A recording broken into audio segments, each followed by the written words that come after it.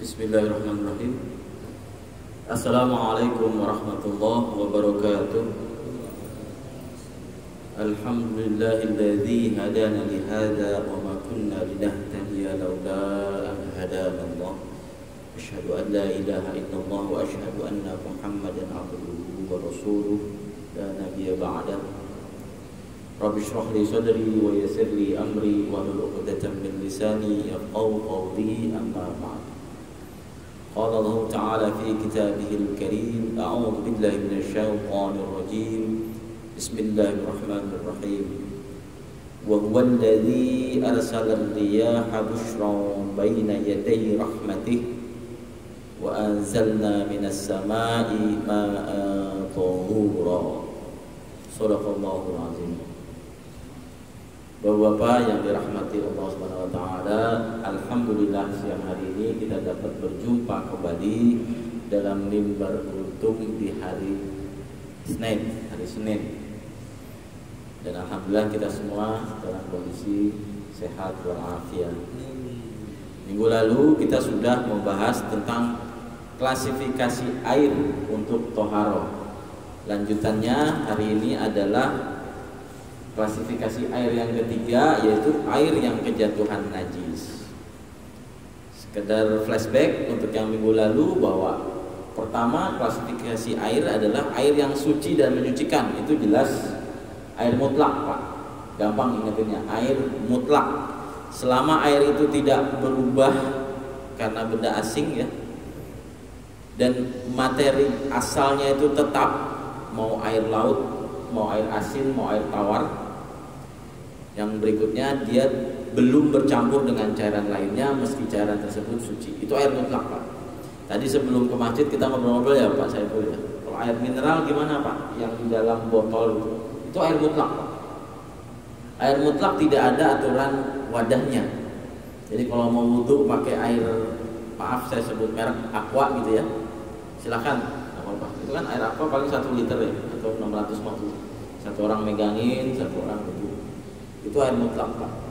Air mutlak tidak ada ketentuan wadahnya. Harus air mutlak ya Pak, jangan air, ada tuh mizon ya. Nah itu udah rasa buah itu. Itu air suci tapi tidak mensucikan. Apalagi pakai sirup. Udah berubah rasa, berubah warna. Semutin. Di kubur-kubur nggak dibuang, ditelan ya Pak. Di wudhu itu ada proses insyirah Pak, menarik air ke hidung kemudian dibuang lagi gitu. Pas manis, tarik telan. Ya tidak boleh. Kemudian golongan yang kedua, air suci yang tidak mensucikan. Ya kemarin sudah kita bahas, itu sedikit Pak dan tidak mengalir. Ya, lalu menstrategikan air yang sedikit itu bagaimana agar bisa mensucikan? Dengan gayung Pak, disendok, jangan dikobok, dan dibiarkan mengalir menggunakan keran manual itu ya. Nah yang sekarang yang ketiga, yaitu air yang kejatuhan najis Pak. Nah ini menarik. Rasul bersabda, diriwayatkan oleh Ibnu Majah Al-Baihaqi, innamal ma'u tahura la yunajjisu syai' illa ma taghayyara ta'muhu aw rihu. Artinya air itu suci, tidak dapat dinajiskan oleh apapun kecuali apabila rasa dan aroma air itu berubah. Ya. Nah, jadi semua air ya, kesimpulannya nih dari hadis ini, jika warna mata ya Pak, gampang ingatnya nih. Warna berarti visual, rasa hidung, rasa itu lidah ya, rasa lidah, dan aroma hidung ya, mata, hidung, lidah itu berubah karena najis Pak, sudah air itu tidak bisa terkena, tidak bisa digunakan untuk mensuci. Tapi ada aturan kulahnya gitu ya. Nah ini kulah nanti akan saya bahas. Jadi kalau air itu terkena najis ya, jika warna, rasa dan aroma berubah, sudah Pak, tidak bisa digunakan untuk berwudu. Tapi ada yang merasa Pak, rasa itu dari asalnya. Contohnya kalau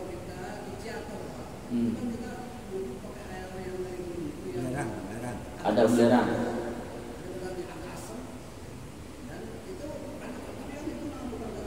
Bukan karena najis, itu karena asal airnya Pak, itu mutlak, itu tergolong air mutlak.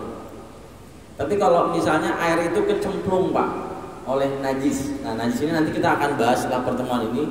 Langsung saja yang ekstrim, contoh najisnya apa? Air kencing Pak. Ya.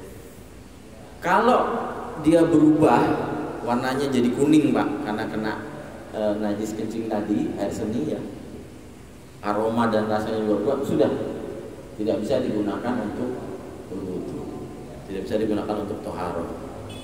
Tapi, nah di sini dijelaskan kalau air tersebut secara warna, aroma dan rasa tidak berubah, ini terkena najis Pak. Tapi tiga hal itu tidak berubah, berlakulah hukumnya, berlakulah aturan kullah. Di sini diatur. Nah kullah itu apa? Idza balaghal ma'u qullatain, kata Rasul bersabda, lam yahmil khabath wa fi lafaz lam yunajjisu syai'. Hadis diriwayatkan oleh Abu Dawud, At-Tirmizi, dan hadis ini hasan. Apabila air mencapai 2 kullah, maka air itu tidak akan membawa najis. Dan menurut riwayat lain tidak akan dinajiskan oleh sesuatu. Nah, 2 kullah ini apa Pak? Kalau zaman Rasul 2 kullah itu diibaratkan zaman sekarang itu seperti 200 liter Pak. Kalau toren, kan toren ada yang 1000 liter, 500 liter, nah berarti separohnya 500 liter Pak. Ini jika tidak aroma, rasa, dan warna tidak berubah ya Pak. Jadi dia penjatuhan najis, terus kita lihat tidak berubah, harus ikuti kullahnya. Tapi kalau di bawah kullah Pak, di bawah kullah 200 liter najis. Ya. Nah di sini ada lagi ketentuannya, apabila najis itu jatuh ke air hanya sedikit, kemudian berupa bangkai yang darahnya tidak mengalir. Nah ini dicontohkan lalat Pak. Ya itu kan bangkai, dia nggak ada darah yang mengalir. Itu tidak menyebabkan air itu menjadi najis. Nah ini saya mau membacakan hadis yang populer, tapi kadang-kadang kita salah mentadabur Pak.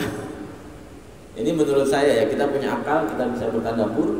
Hadis ini diriwayatkan oleh Al-Bukhari dan Imam Ahmad, dan hadis ini sahih.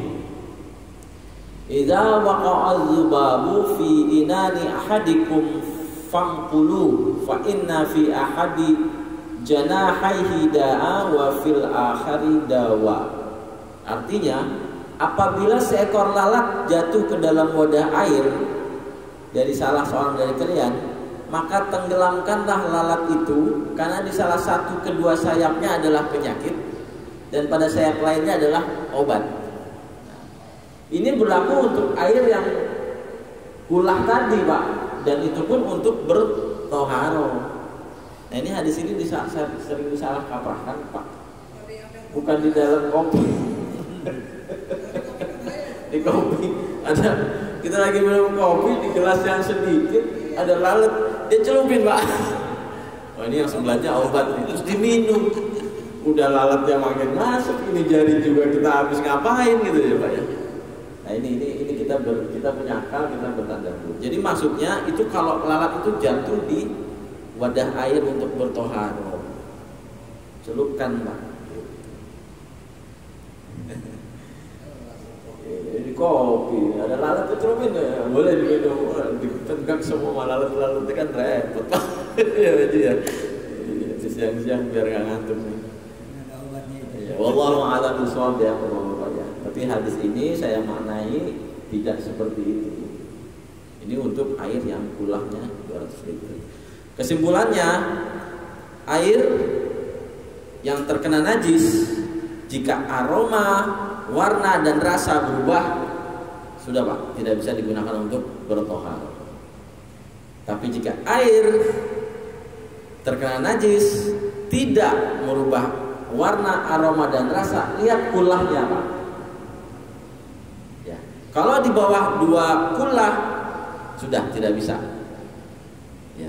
Tapi kalau lebih dari 2 kullah, masih boleh. Dan jika di sini dikatakan perubahan itu hilang dengan sendirinya, Pak. Misalnya sudah di atas 2 kulah, ya, seolah-olah tidak sudah berubah nih, tidak jadi bening lagi gitu dengan sendirinya, itu boleh. Tapi kalau beningnya di sini dikatakan dicampurkan dengan ada chemical, Pak, namanya gypsum, itu CaSO4 apa gitu ya. Kemudian jadi bening, itu tidak mensucikan, Pak. Jadi jangan main-main dengan air ini gitu. Kalau kita punya wadah toren, lebih baik ditutup dan berkala dibersihkan, Pak. Ya, berkala dibersihkan. Memang ketidaktahuan kita menjadi darurat, Pak. Tapi kalau nggak tahu terus, nggak tahunya di dalam itu ada binatang yang bernajis gitu kan, jadinya kita nggak sah di wudunya. Itu Bapak-bapak. Kemudian nanti setelah ini kita akan bahas penjelasan tentang berbagai najis. Tapi yang najis ini saya hanya akan singkat saja dan kita akan langsung masuk ke wudu, Pak. Nah, ini biar kita langsung bisa benerin mana yang wudu kita bener selama ini, mana yang kurang sempurna kita sempurnakan. Kemarin kita berwudu pakai air laut, itu boleh, Pak. Tapi berkumurnya itu kan sunnah. Di wudu itu sunnah wudu berkumur itu, Pak. Jangan paksakan, Pak, berkumur dengan air laut. Itu, Pak, asinnya luar biasa, Pak. Kalau kena mata ya, kena muka, mata masuk gitu ya. Nah, itu nanti kita atur dalam rukun wudu. Tapi sebelum itu, kemudian di minggu setelahnya kita baru bahas yang wudu. Sebelum itu saya akan sekilas jelaskan tentang najis. Nanti akan saya persingkat saja. Bapak-bapak, itu klasifikasi air sudah rampung semua. Air yang suci dan mensucikan, air yang suci tapi tidak mensucikan, dan air yang kejatuhan najis sudah kita rampungkan. Insyaallah kita lanjutkan minggu depannya, Bapak-bapak. Insyaallah kita berjumpa lagi dalam mimbar kuntum di hari Isnin dalam kondisi sehat walafiat. Insyaallah, amin. Demikian dari saya semata-mata baldu anni walau ayah. Billahi taufiq wal hidayah. Wassalamualaikum warahmatullahi wabarakatuh.